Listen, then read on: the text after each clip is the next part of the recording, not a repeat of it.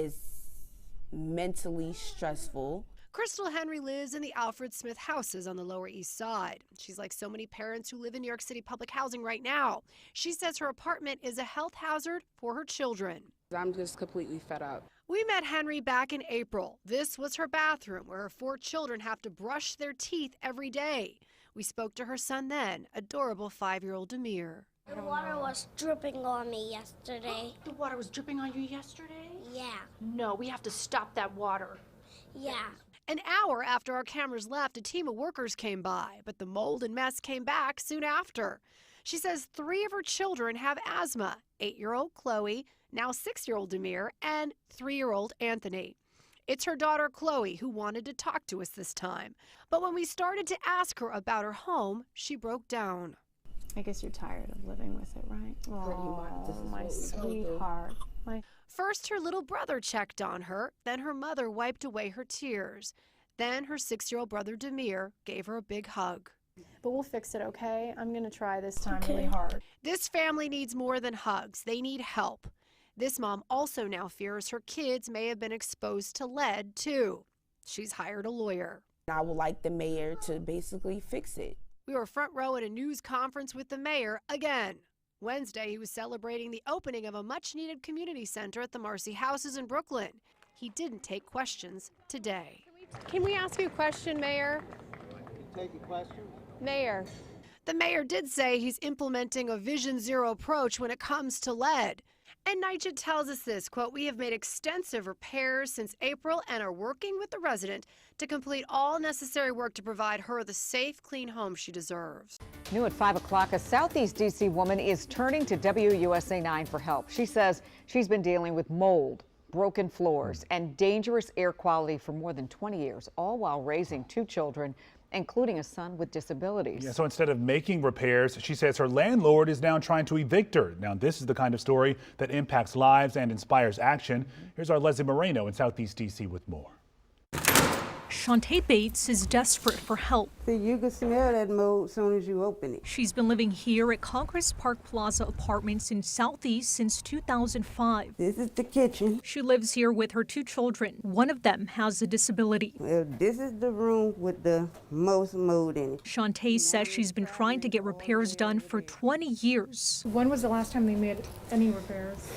2006 when they made the last repairs in here. They installed this, you can tell the smoke detector brand new. Her apartment is covered in mold. The carpet got mold in it. She has no proper flooring. See his cracks all in the ceiling. There are cracks everywhere. We can't sleep here. Water be dripping on us when it rains hard. And the smell is unbearable. We have to wear masks every time we come in here. We shouldn't have to do this in our own home. Shantae says she spent nearly a week in the hospital last March after a severe asthma attack. She believes it's because of all the mold in her home. They're not going to get no rent until they fix stuff in here. She says she stopped paying rent in 2023, refusing to pay until all repairs are made. Look at this ceiling. She says her landlord is now evicting her and she has nowhere to go. Where's my rent money I gave y'all for over 20 years?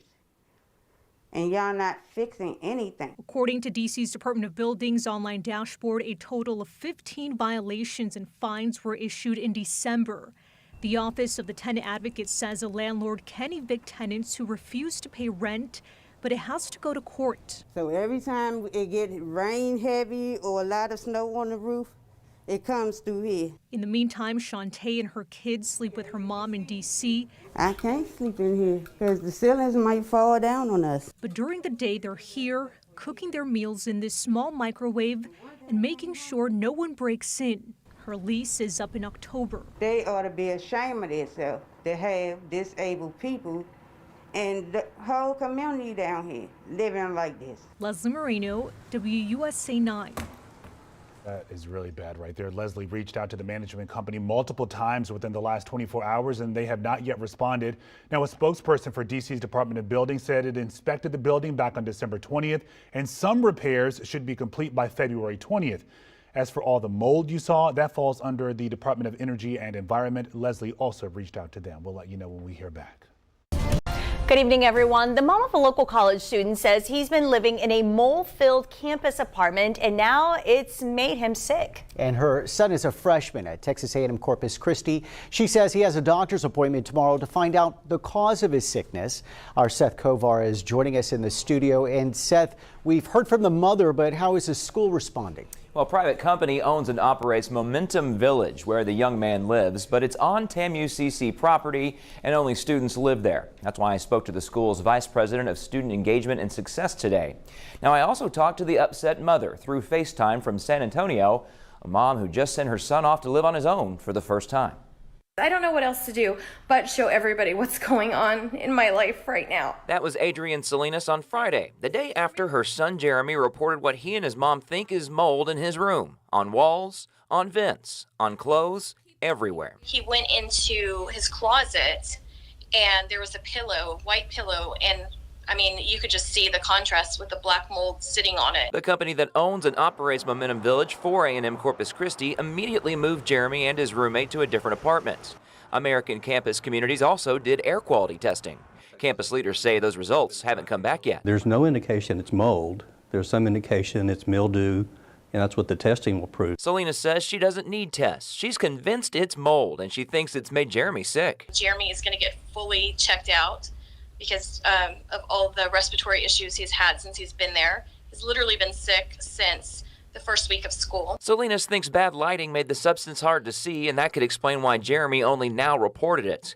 Campus leaders urge students to report anything out of the ordinary as soon as possible. Certainly concerned that it might have been there a while before it was reported, because immediately as soon as it was reported, it was handled. But Salinas wants the complex to be more proactive, with more than 1,000 young men and women living there. They have a responsibility to take care of these students who live there. A lot of times, first time away from home. Air quality test results should be back tomorrow or the next day. Now, Salinas went a step further. She paid to have the substance swabbed and tested for mold. Those results should be back next week. But when you add the cost of that test to the cost of replacing bedding, clothes, and other things of Jeremy she's thrown away, Salinas estimates she spent more than $2,000. Paul? All right, Seth Kovar reporting in studio. And Momentum Village is a relatively new apartment complex. Phase 1 opened in fall of 2015 and Phase 2 opened in fall of 2017. Good evening. Today, Bernalillo County Animal Care Services is officially free of black mold. This after mold was reported last month and sections of their building had to be closed to get rid of that toxic substance. News 13's Natalie Wattis is live at the shelter where she spoke with the director and has an update. Natalie? Dean, the work included tearing out drywall and ceiling tiles that were contaminated. It was discovered that we had mold in the building, and within a day, we had a company come in and test throughout the building, and we found a number of different areas with mold. A hair-raising discovery for a facility like Bernalillo County Animal Care Services, which is supposed to be a refuge for the county's stray animals. Shelters use a tremendous amount of water. We use sanitizing and cleaning chemicals that are pretty harsh. So between that, some of the materials that were built, that were used in the building, we just ended up with a problem. Goodman says immediately after they found out, they got a vendor to come in and take care of the problem, tearing out anything the mold had touched. They had to pull out drywall, pull out tile, the materials that the mold was on, ceiling tiles, anywhere that the mold existed had to be pulled out. It closed off the main hallway in the building. Animals had to be moved, and staff scrambled to adjust and keep operations going. But now, that remediation is done. They've done air testing and everything is coming back clear now. And so now we get to the point where we start talking about some kind of reconstruction. They'll be bringing in an architectural and engineering expert to figure out next steps. So that we make sure that whatever we do, that it's going to work for us and we won't have this happen again. And they hope to begin figuring out those next steps in December. Back to you. All right, Natalie, thank you. The director also says the community stepped up to help them with their animals during this time, with more than 24 people signing up to foster.